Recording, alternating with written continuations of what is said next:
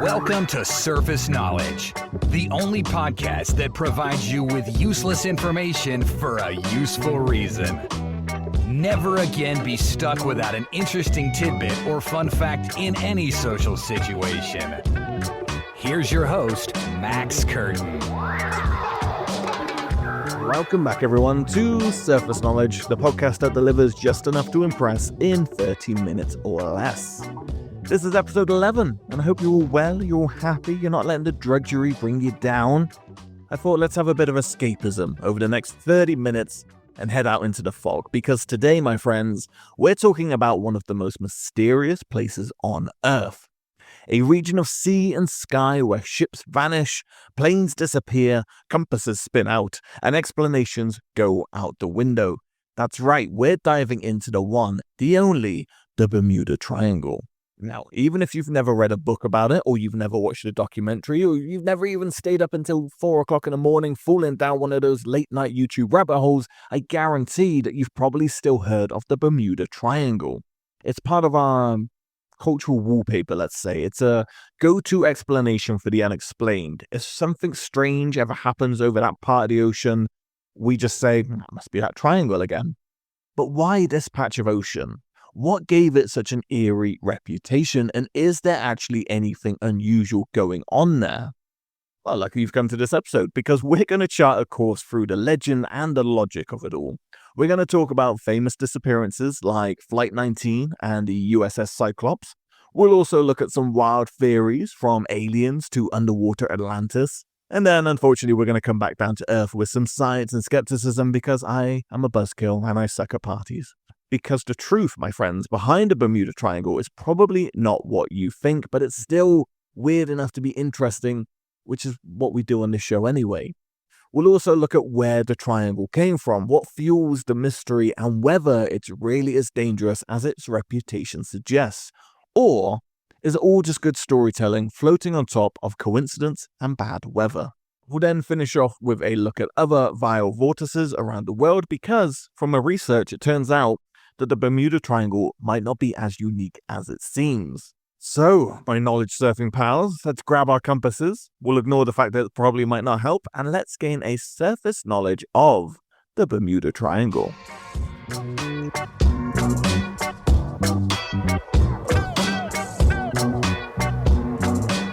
Alright, let's start with the simple truth here. The Bermuda Triangle as a concept didn't exist until the mid-20th century. So this legend wasn't ancient. It wasn't based on centuries of whispered sailor stories. In fact, the first time that the Bermuda Triangle appeared in print was back in 1964. It was an article by Vincent Gaddis in Argosy, which was a pulp magazine known for science fiction, adventure, and the occasional questionable fact-checking. Gaddis was the one who drew the triangle's now famous boundaries, from Miami, Florida, to Bermuda, and then down to San Juan, Puerto Rico, and back again. That's around 500,000 square miles of open ocean. A stretch of the Atlantic that includes heavily trafficked shipping lanes, storm-prone skies, and deep trench-laced waters. But once it was outlined on a map and someone gave it a name, that's when the legend took off. And then, if we go a decade later into 1974, the myth exploded into full pop cultural phenomenon. There was a release of a book called The Bermuda Triangle. Now, this was a bestseller by Charles Berlitz. He was a linguist, travel writer, and a true believer in all things mysterious. Now, Berlitz claimed that the area was responsible for hundreds of unexplained disappearances, and even hinted at ties to Atlantis, UFOs, and other worldly forces. His writing was dramatic, uncritical, and extremely profitable. This book sold millions of copies, and it helped cement the Bermuda Triangle in the public imagination as the ocean's most haunted zone. So what about the actual disappearances? Some of the stories that fueled the legend had already happened long before the triangle had its name. The most infamous of this was Flight 19, where a group of 5 military planes that vanished during a training mission in 1945 was one of the main examples that Berlitz used. But I'm going to go into the full story of Flight 19 later, because it is worth a closer look. Other cases involved the disappearance of the USS Cyclops in 1918. This was a massive naval vessel that vanished with over 300 people on board. And the HMS Atlanta, which was a British training ship that left Bermuda in 1880 and was never seen again. But let's be fair here, disappearances at sea aren't unusual.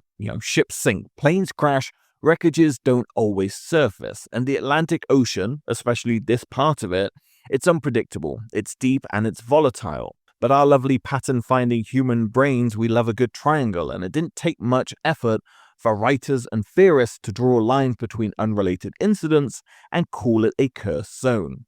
Let's couple this with the fact that the name really helps. You have the Bermuda Triangle. It just sounds mysterious, like something from a Gothic novel or a secret file in a dusty government archive. A triangle suggests geometry. It suggests structure. It's almost like a defined danger zone, like there's something lurking in those 3 points that just cannot be explained.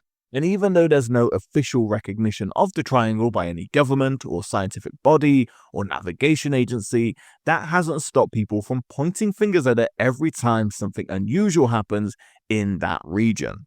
It also doesn't hurt that area is extremely busy. The waters between Florida and the Caribbean are some of the most trafficked shipping and flight paths in the whole world. That means that if anything odd happens, whether it's mechanical failure, bad weather, or human error, there's a good chance it happened inside the triangle. But that doesn't mean it's a meaningless myth either. The sheer number of incidents reported, along with the other strange details, have made it a gold mine for paranormal explanations, conspiracy theories, late-night speculations, and podcasts such as this. So while the Bermuda Triangle might have been named by journalists and hyped by authors, the real-world incidents that inspire it are very real. So in the next section, let's dig into those very incidences, from entire Navy squadrons vanishing mid-flight to ships disappearing without a trace.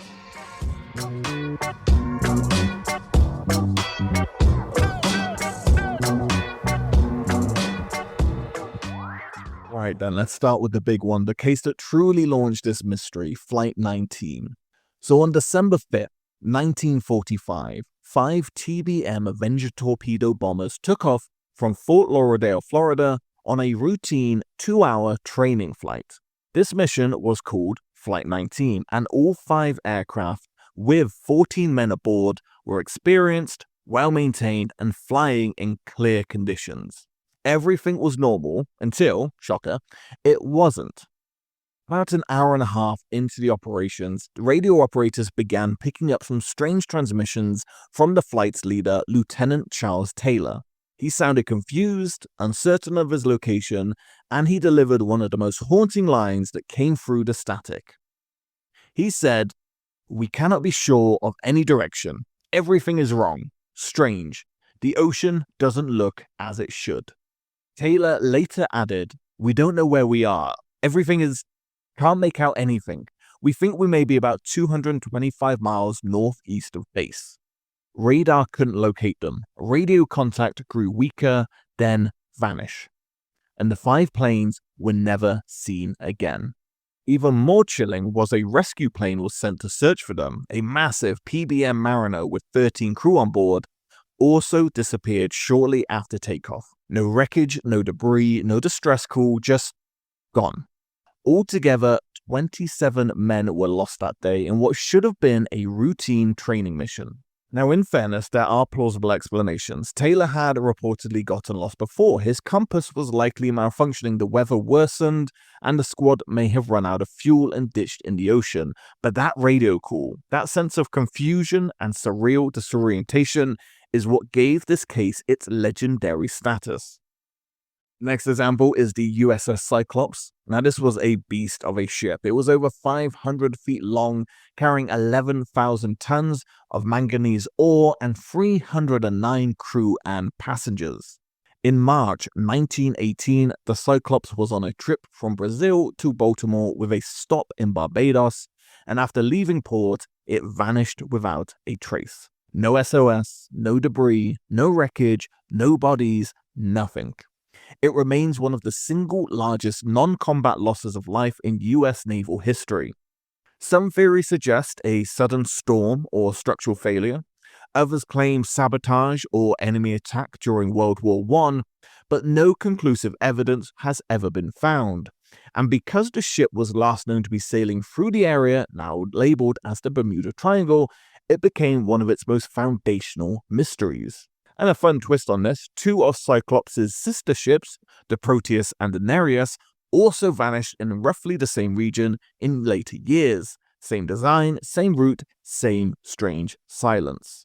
And let's rewind even further still. We have the HMS Atalanta, which was a British Royal Navy training ship.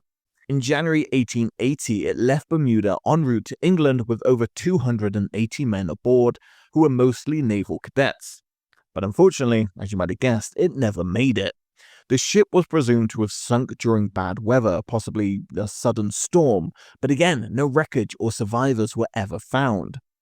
Given that this was in the age before radio, that's not wholly unusual, but it did add to the triangle's growing reputation. Especially since this wasn't an isolated case. Several Royal Navy ships reportedly vanished in the same region across the 19th century. And finally, for famous examples, one of the more modern and eerie cases involves a 23-foot luxury cabin cruiser called the Witchcraft, which is kind of a perfect name and kind of lends itself to even more intrigue. On December 22nd, 1967, the boat's owner, Dan Burak, and a priest set out from Miami to admire the city's Christmas lights from offshore. Now, less than a mile out, Burak radioed the Coast Guard saying his boat had hit something, but it wasn't sinking, they just needed a tow. The Coast Guard arrived within 19 minutes, but can you guess where this is going? There was no boat, no sign of wreckage, no life jackets, the water was calm, and the visibility was clear. It was like the boat had simply been erased. And to this day, it's one of the most baffling maritime vanishings ever recorded, and again, it happened squarely inside the Bermuda Triangle.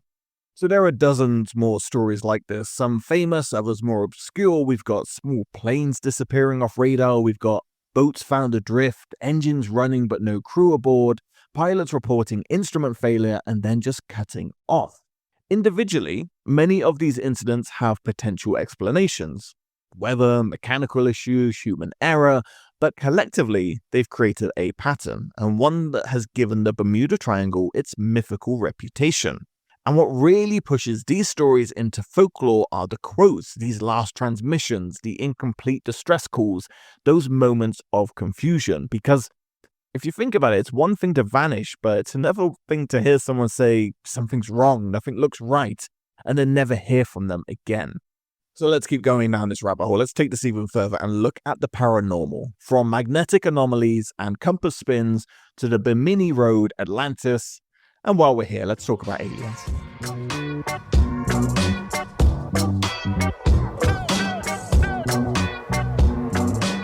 Because let's be honest here, if I say Bermuda Triangle and I'm not talking about aliens or time warps or underwater cities, am I even taking this seriously? These theories, they're not exactly scientific, shocker, but I know that you're not all here for the science. You want the weird, you want the wonderful. And the weird here is a huge part of why the Bermuda Triangle has stuck around in our cultural imagination for so long. So let's get the obvious out of the way first, and aliens. Some believers argue that the Bermuda Triangle is a hotspot for extraterrestrial activity, a region where UFOs either abduct humans for research, use some kind of atmospheric distortion to cloak their comings and goings, or they've built some kind of underwater base for reasons unknown. And this theory really gained steam after the publication of Charles Berlitz's book in the 70s and was reinforced by fictional portrayals in movies like Close Encounters of the Third Kind, where Flight 19 reappears returned by aliens. Of course, there's zero physical evidence for any of this, but those eerie radio messages and total lack of wreckage in some cases have kept those alien theories alive and well. Another crowd favorite here, we got time slips or dimensional portals. This one suggests that the triangle is a region where the laws of space and time break down. Planes vanish because they're sucked into another dimension, ships disappear and emerge in a different timeline. Some have even claimed to travel through the area and experience missing time or strange instrument behavior. A few pilots have reported odd weather phenomena like electric fog, sudden disorientation, or seeing strange cloud tunnels that don't behave normally. Again, while there's no proof of interdimensional travel, the lack of explanation in certain cases does invite that wild speculation. If you can't find a wreckage, people start wondering if it went somewhere else. Now let's head under the water a little bit. Just off the coast of the Bahamas inside the Bermuda Triangle lies an underwater rock formation called the Bimini Road. It's a neat pretty stretch of rectangular limestone blocks that look like they've been placed deliberately, almost like a paved path. Some believe that this is part of the lost city of Atlantis. And yes, obviously, there's going to be an episode of Atlantis coming up this season. Come on, people. The Atlantis theory dates all the way back to Plato in 360 BCE, but in the 20th century, mystic Edgar Cayce predicted the remnants of Atlantis would be found near Bimini. So when divers discovered the structure in 1968, believers jumped on it. Geologists, however, say the Bimini Road is a natural beach rock fractured over time by erosion and tectonic activity. That hasn't stopped the Atlantean enthusiasts from linking it to a strange underwater energy field, ancient technology, or even psychic vibrations. Because why settle for rocks when you can have an ancient spacefaring civilization? I know which one I'd pick. Here's where things get weird but slightly more grounded in reality. The Bermuda Triangle has long been associated with magnetic anomalies, especially with how compasses behave. There are reports of compass needles spinning wildly, refusing to settle, or pointing towards true north instead of magnetic north. Now, that might not sound like a big deal, but for navigators who rely on magnetic headings, even a small shift can cause major problems. The area was once one of the few places on Earth where true north and magnetic north aligned perfectly, a phenomenon known as being on the agonic line. This line has shifted over the years, but back when navigation was more analog, it could absolutely throw people off if they didn't account for the difference. Still, most compass issues today are rare, explainable, and correctable with modern tech, but the legend of spinning needles is just spooky enough to endure. And some paranormal theorists propose that the Bermuda Triangle is a natural energy vortex, one of several points around the planet where electromagnetic forces spike, swirl, or collapse entirely. And these ideas are tied to concepts like ley lines. These are supposed alignments of energy across the Earth, geomagnetic storm zones, or even gravity wells that distort time and space. Most of these theories rely on pseudoscience, but they're still rooted in real truth. The Earth does have magnetic variations, just not the kind that open portals or make aircrafts blink out of existence. But still, the idea of Earth having soft spots where reality bends, it's just beautiful enough for conjuring up those kind of weird stories that we love so much. And finally, we can't forget here the most powerful force in the triangle's power, and that is media. TV specials, tabloid headlines, mystery books, and online videos have all shaped the idea of the Bermuda Triangle as more than just a location. It is a character in its own right, one that swallows machines, distorts times, and laughs at radar. And because many of the disappearances remain technically unsolved, even plausible explanations struggle to compete with an unanswered mystery. Is the Bermuda Triangle haunted?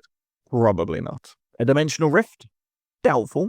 Home to Atlantean ruins and interstellar portals? No. But what it is it's mysterious enough to invite all of these ideas, because until you can explain everything, people will always leave the door open, just a crack, just for the unknown.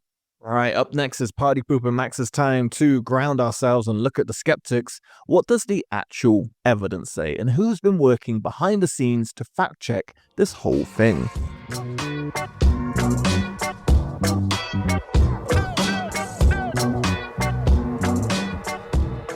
So let's take a step back and ask, is there anything objectively unusual about the Bermuda Triangle? Because despite decades of intrigue, TV specials, and spooky headlines, a large number of researchers say no.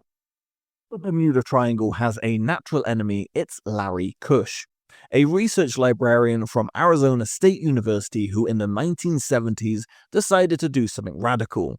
He was actually going to look at the records. Kush's deep dive into ship logs, weather reports, official investigations, and newspaper archives revealed something surprising. The Bermuda Triangle, he argued, was a manufactured mystery, one created by bad reporting, exaggerations, and sometimes outright invention. His book, The Bermuda Triangle Mystery Solved, released in 1975, was a shot across the bow, which found that many of the ships and planes that were listed as, quote, missing never actually disappeared. They were found or the incident was misreported. Others had gone down in bad weather and the mystery part was added after the fact. Some ships were never even in the triangle at all. And one key point that Cush made is that when you factor in how busy the area is, thousands of flights and voyages every single year, the number of accidents is not unusually high. In fact, it's average for heavily traveled ocean routes. And if we look at another factor here, let's also remember that the waters between Florida, Bermuda, and Puerto Rico are not calm seas. This is a region known for sudden weather changes, frequent tropical storms and hurricanes, extremely deep waters. Some trenches around there reach depths of 27,000 feet, which is impossible to search. Even a small squall can disorientate pilots or capsize boats, especially before modern forecasting. Add in powerful currents like the Gulf Stream, and it's easy to understand why wreckages might never surface. Many triangle incidents involved inexperienced crews, outdated equipment, or overloaded vessels. If you combine that with a harsh marine environment and you get accidents, not necessarily mysteries. And as we touched on earlier, some triangle stories revolve around compass malfunctions, reports of needle spinnings, heading errors, and navigators getting lost. But much of this can be explained by something really dull, and I'm sorry, but magnetic variation. Earth's magnetic field isn't consistent everywhere. In fact, the spot where true north geographically and magnetic north align is known as the agonic line, used to run through the Bermuda Triangle. This meant that navigators in the past, especially those using manual compasses, could experience unexpected drifts in their heading if they didn't count for the variation. So it wasn't supernatural, it's just a cartography issue. And one of the more scientific sounding theories is that methane gas trapped beneath the ocean floor might bubble up and reduce the water's density, causing ships to lose buoyancy and sink instantly. Now, this is a real phenomenon. Methane hydrate exists and experiments have shown they can make small objects sink. Unfortunately, so far, there's no concrete evidence that methane releases in the Bermuda Triangle have caused actual shipwrecks. It's just a cool theory, just not one with a verified case study attached. And perhaps after all of this, the most damning argument against the mystery is just simple math. Studies by the US Coast Guard, NOAA, and the maritime insurance companies have all included that there's nothing especially dangerous about the Bermuda Triangle when compared to other busy ocean areas. In fact, Lloyd's of London, who is one of the world's leading insurers, does not consider it a high-risk zone. And I think they know a thing or two about risk. So what is it that's keeping this myth going despite all of the evidence, science, and proof? In short, it sells. A sunken ship in bad weather is a tragedy for sure, but a sunken ship with a mysterious last radio call in a first zone, that's a story. And as we've seen again and again over these past episodes, mystery tends to win over math. Books, films, and TV have amplified the drama while ignoring or twisting key facts. Some stories were misreported, some were sensationalized, some were completely fabricated and then repeated so often they became true by repetition. The Bermuda Triangle is less a physical place and more a case study in how modern mythology forms, a mix of real events, strange coincidences, scientific illiteracy, and a very human love for the unexplained.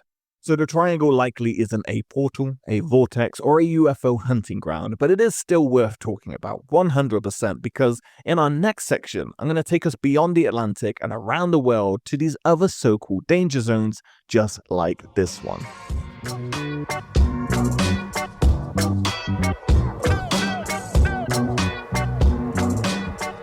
The term viral vortices was coined by Ivan T. Sanderson, who was a biologist and, more relevantly, a writer fascinated by unexplained phenomena. In 1972, he proposed that there were 12 equidistant zones around the Earth where odd things kept happening. Ship disappearances, electromagnetic interference, strange weather, missing time, and other anomalies. Two of these vortices are the most famous, the Bermuda Triangle in the Atlantic, as we've discussed, and the Devil's Sea, also known as the Dragon's Triangle, in the Pacific near Japan. According to Sanderson, these zones were spaced evenly around the planet, forming a geometric pattern of mystery. Think of it like a planetary pressure point map. And while there's no scientific evidence to back this theory, it's a lot of fun to look at. And in true surface knowledge fashion, let's visit a few of the best known mystery spots that supposedly fit the vortex vibe. So the Devil's Sea, or Dragon's Triangle. This is located southeast of Japan. The Devil's Sea is often called the Pacific Bermuda Triangle. It's associated with vanishing fishing boats, military vessels, reports of ghost ships, and sudden deadly storms. And in the 1950s, Japan reportedly declared the area dangerous for shipping after losing 5 military vessels in peacetime. Some say underwater volcanoes might play a role, others blame supernatural forces. Either way, the legend has stuck. Next we have Easter Island, remote and iconic. Easter Island is home to the Maui statues, massive stone heads that face inland. This island's isolation and the mystery of how the statues were moved have led to all kinds of theories. Here we go again, ancient aliens, ley lines, and lost civilizations. It's also considered one of the vortex points in Sanderson's theory, though it doesn't exactly swallow boats whole. The Algerian megalith zone is less famous but reportedly marked by odd rock formations, magnetic fluctuations, and even, according to fringe theorists, energy fields that disrupt electronics. Is it true? Hard to say, but it's definitely strange looking enough to earn a spot on our mystery list. Then we have the Gobi Desert Vortex. In Mongolia, some travelers report strange lights, disorientation, and vanishing oasis. Some legends even describe it as a gateway to Shambhala, a mythical kingdom in Tibetan and Buddhist tradition. Again, no conclusive evidence, but the Gobi's harsh, otherworldly landscape feeds that folklore perfectly. So what do these vortices have in common? Geographic isolation, harsh environmental conditions, limited data or inconsistent reporting, and most importantly, that benefits me, a great story hook. And many of these places are difficult to access, they're poorly monitored, and they're deeply tied to local mythologies. Sprinkle in a few disappearances or strange natural events, and suddenly you got yourself a legend. And there's also the human tendency, as we always do, to create patterns from chaos. We love symmetry. So when a few disappearances line up loosely on a globe, our brains want to draw triangles, spirals, and grids. So whether it's the Bermuda Triangle or the Dragon's Triangle, these regions endure because they satisfy something in us. They give form to fear. They offer possible explanations for the unexplainable. And let's be honest here, a ship lost to a rogue wave feels a lot less enigmatic than a ship lost to a magnetic rift between dimensions. Science may not support the vortex theory, but stories have that different kind of gravity. And that brings us full circle. From the ships that vanished to the myths that took hold, from wild speculation to cold facts, the Bermuda Triangle is less about where it is and more about what it represents. So after all of that and all my yammering, what is the Bermuda Triangle? It's not officially recognized. It's not more dangerous than any other busy stretch of ocean, and many of its most infamous disappearances from Flight 19 to the USS Cyclops have reasonable, if not fully proven, explanation. But that hasn't stopped it from becoming one of the most famous modern legends in the world, and maybe that's the real point. As the Bermuda Triangle isn't just a place, it's this symbol of the unknown, of that fear of losing control, of our need to make sense of vanishing ships and last radio messages that sound just a little too strange for our liking. It also shows how easily we build myths when we're working with fragmented information, coincidence, and our imagination. But yet the mystery lingers because sometimes the wreckage never turns up, the messages go silent, or the ocean doesn't give us an answer. And that's what keeps stories like the Bermuda Triangle afloat. Not proof, but possibility. Humans have a long history of drawing triangles around the places that we don't fully understand. So whether it is methane gas, a magnetic anomaly, or just good old-fashioned miscommunication, Bermuda Triangle is probably not a portal to another dimension. Sorry, gang. That's been your surface knowledge of the Bermuda Triangle. If you liked the episode, please drop a rating, follow the show, and check us out on YouTube, Threads, Instagram, and Blue Sky. all at Surface Knowledge Pod. Join me next week when we'll be gaining a surface knowledge of cults.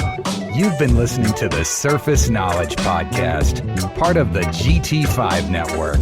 Be sure to subscribe and rate on your favorite podcasting platform so you never miss an episode. We'll see you back here soon for another episode. Until next time, stay curious.